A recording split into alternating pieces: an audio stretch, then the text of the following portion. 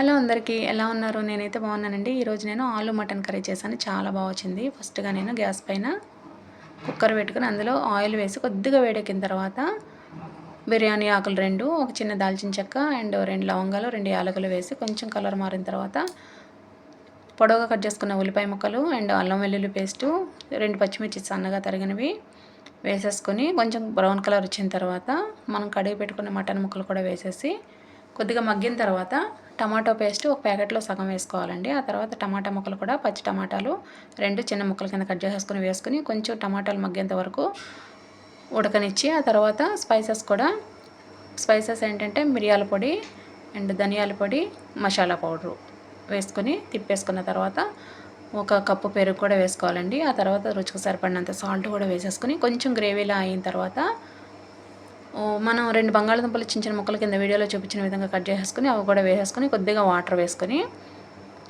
కుక్కర్కి మిగిలిన టమాటా పేస్ట్ ఉంటుంది కదా, అది కూడా వేసేసుకొని కుక్కర్కి పెట్టేసుకోవాలండి.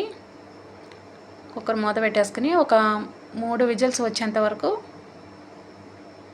చూసి ఆ తర్వాత స్టవ్ బంద్ చేసేసుకొని చల్లగా అయిన తర్వాత మూత తీసేసి చూసుకొని ముక్క ఉడికిందో లేదో చూసుకోండి.